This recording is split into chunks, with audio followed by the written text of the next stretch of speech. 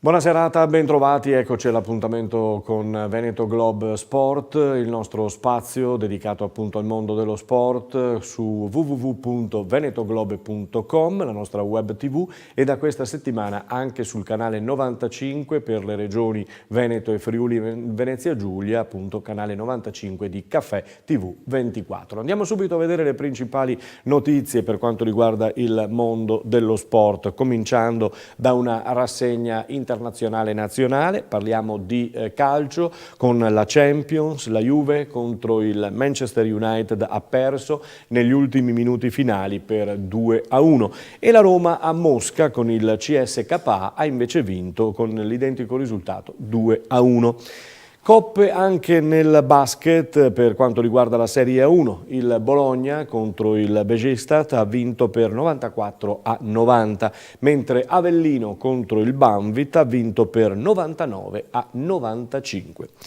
Torniamo al mondo del calcio che ci interessa per quanto riguarda la Serie D, Girone C. Siamo alla 10ª giornata con domenica un derby, quello tra San Donà e Montebelluna, che interessa l'unica trevigiana appunto inserita nella Serie D nel Girone C. Molte le partite, per non dire quasi tutte, sono anticipate al sabato, quindi l'attenzione sarà al sabato e non alla domenica pomeriggio per quanto riguarda la Serie D.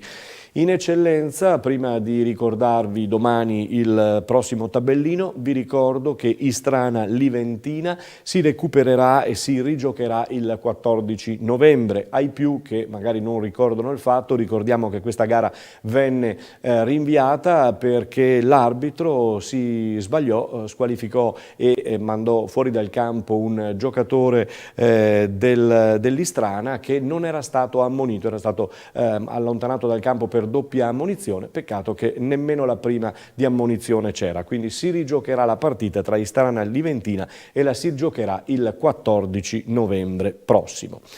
Lasciamo il mondo del calcio locale in questo caso e passiamo alla TVB, passiamo al basket di casa nostra. TVB Treviso contro Verona ha vinto per 75-66. Sentiamo ai microfoni della nostra Valentina Dalmas il giocatore Matteo Imbrò. Siamo con Matteo Imbrò, buona la prestazione di oggi, dovete ancora un po' lavorare in difesa secondo noi? Sì, abbiamo dei momenti dove ci spegniamo e dei momenti dove ci accendiamo, dobbiamo essere più continui per tutta la partita e questo ci può aiutare nelle partite successive. Ci siamo spenti subito all'inizio, quindi dobbiamo cercare di lavorare sotto questo punto di vista e essere concentrati per la partita di Mantova. Buona comunque la tua prestazione di oggi? Sì, normale, io dico sempre che è normale, si può sempre migliorare, abbiamo fatto un lavoro tutti insieme in difesa buono e questo ci ha aiutato a vincere. Sicuramente dovrete migliorare e lavorare sulla continuità. Sì, sulla continuità, perché soprattutto ci spegniamo e questo non ci aiuta a fare dei break importanti. A posto, grazie. Grazie. Era Matteo Imbrò ai microfoni di Valentina Dalmas.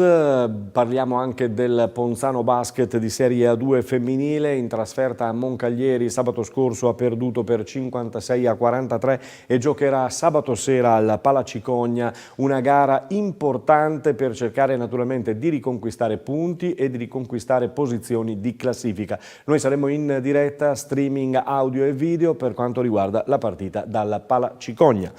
La Ruker Sanve sabato sera in casa al Palasaccon contro Bernareggio ha perduto per 77-86. Domani vi proporremo l'intervista con il tecnico di Bernareggio con cui abbiamo tracciato un po' anche un bilancio su questo difficile campionato di Serie B. Parliamo di volley con la 1 maschile, con i risultati di ieri sera che hanno visto Modena surclassare Padova per 3-0. Stasera si gioca Siena-Verona. Perugia rimane sempre in testa, seguita proprio da Modena. E allora dal volley maschile a quello femminile, quando si parla del femminile, l'Imoco Volley Conegliano, concentriamoci sulla Supercoppa di sabato sera al Palaverde. Dopo la vittoria e dopo l'anticipo contro Monza, l'Imoco è chiamata ad una sfida, quella che conta, quella che vale ancora, contro l'Igor Gorgonzola Novara. E allora andiamo proprio in casa Novara per sentire come si sta preparando questa gara e se ancora una volta le due squadre saranno quelle che lotteranno per la vittoria finale del campionato. Lo abbiamo chiesto a Fabio Leonardi.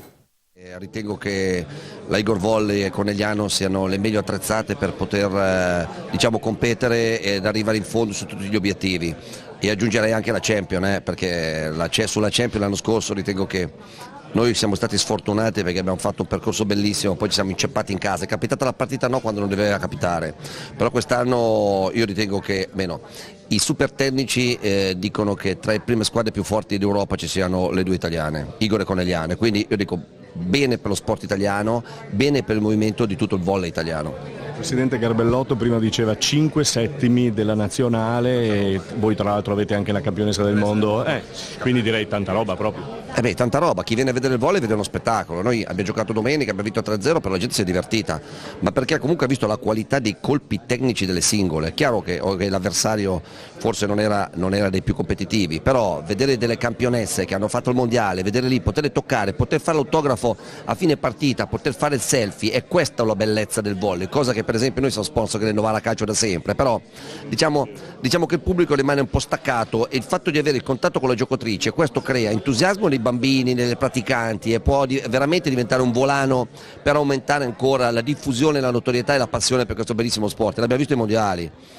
Il presidente Zaia ha fatto un paio di battute, ha detto è pronto a tornare a casa con le ossa rotte. Insomma, direi che le ossa rotte ce la giochiamo, no? Altissime, cioè qui siamo a livello altissimo, quindi lì dipenderà dalle prestazioni delle singole e poi bisognerà vedere anche il livello dei sincronismi in due squadre dove hanno avuto delle giocatrici che sono rientrate da 10-15 giorni dal mondiale. Ecco, questo secondo me conterà, e dall'abilità dei due coach, perché sia Barbolini che Santarelli secondo me con la numerica di grandissime giocatrici che hanno a disposizione, e probabilmente che nei cambi si deciderà il risultato finale. Io ritengo comunque, la mia previsione è sicuramente di 5 set, sicuramente di partita lunghissima, ma di uno spettacolo fantastico. E allora vediamo se avrà ragione Fabio Leonardi con i 5 set così previsti. Penso che abbia forse ragione, sicuramente. Sarà una partita dura, sarà una partita lunga, sarà una partita naturalmente dove, come scrive la Gazzetta dello Sport quest'oggi, a giocarsela, se non totalmente, ma quasi, saranno le due bocche da fuoco delle due formazioni. Per l'Igor Gorgonzola Novara, la cittadina di Cittadella, scusate il gioco di parole, Paola Egonu, e dall'altra parte invece la croata Fabris per quanto riguarda l'Imoco Volley Conegliano. Saranno qui insomma le due bocche da fuoco che dovranno cercare di portare più punti nelle proprie squadre. Vedremo poi chi le farà girare meglio. Insomma, stiamo osservando una grande intesa tra Aja Volos e Fabris che fa ben sperare, e poi c'è il rientro anche positivissimo di Robin de Cruyff, detta The Queen, la regina.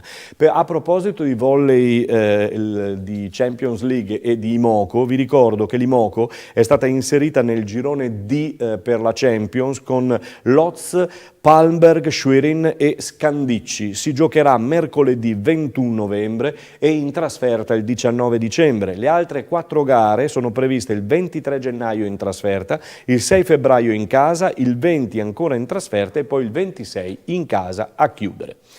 Passiamo alla Benetton Rugby. In Pro 14 a Monigo contro l'Ulster c'è stata la sconfitta per 15-10, adesso c'è pausa per quanto riguarda il rugby, c'è la nazionale e poi la partenza che porterà la formazione del Benetton in Sudafrica per le 2 gare contro le formazioni sudafricane, quindi ci si attende naturalmente ottimi e buoni risultati dalla formazione, ma ci si attende anche naturalmente un un viaggio un po' particolare, ci saranno grandi spostamenti in autobus, in pullman da una località all'altra del Sudafrica.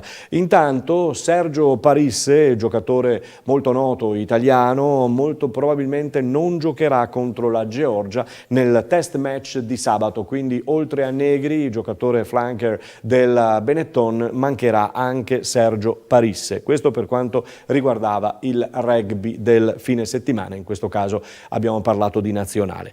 E allora, altro avvenimento che terrà banco non questo fine settimana ma il prossimo, 17 e 18, sarà quello di San Vendemiano con la corsa in rosa, famosissima, attese a San Vendemiano migliaia e migliaia di podiste e camminatrici di tutte le età. A Conegliano e a San Vendemiano, donne protagoniste, vi dicevo, il 17 e 18 novembre. Perché abbiamo detto Conegliano? Perché sabato all'Accademia, al Teatro Accademia di Conegliano, convegno sulla procreazione medicalmente assistita. Domenica la corsa regolare. Sentiamo il nostro servizio che abbiamo effettuato ieri in sede di presentazione, questa volta con il sindaco di Conegliano, Fabio Chies. Sindaco Chies, qui in trasferta a San Vendemiano, ma abbiamo capito che è un piacere insomma fare queste conferenze, si è parlato di sinergie anche tra comuni, c'è questo convegno La Salute in Rosa e questo Corre in Rosa a San Vendemiano. Assolutamente sì, 2 giorni all'insegna dell'informazione, sabato a Conegliano al Teatro Accademia sulla procreazione assistita e poi domenica all'insegna della prevenzione, la grande Corre in Rosa, che ormai è un appuntamento fisso, mi sembrava doveroso essere qui a San Vendemiano a casa della Corre in Rosa.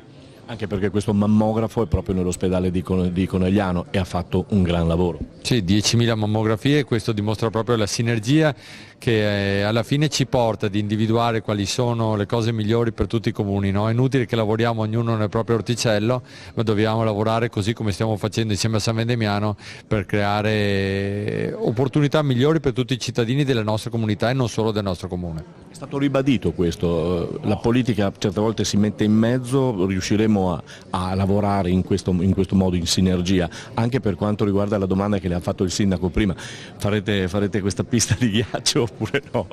Oh, guardi, sono belle anche le battute che ci scambiamo tra di noi, penso che il Natale sia ormai un evento che a Conegliano, visto il successo dell'anno scorso, crea grandi aspettative. San Vendemiano da sempre una pista del ghiaccio che non è solo una pista decorativa come potrebbe essere quella a Conegliano nel caso in cui la facessimo, ma una pista vera che sta qui 4 mesi, che crea sport, che crea indotto anche all'interno delle scolaresche, per cui totalmente un'altra cosa, continuiamo nella sinergia. Battute simpatiche tra un sindaco e l'altro, tra San Vendemiano e Conegliano, l'importante è comunque continuare, come diceva e come concludeva Chies, continuare con questa sinergia, l'importante è che sia effettivamente una vera e propria sinergia. Abbiamo concluso il nostro appuntamento dedicato al mondo dello sport, noi ci risentiamo domani, solita ora, vi ricordo sul canale 95 per il Veneto e il Friuli Venezia Giulia, ore 19:40, ci trovate in modalità on demand invece sulla nostra web tv www.venetoglobe.com. A tutti voi, buona serata.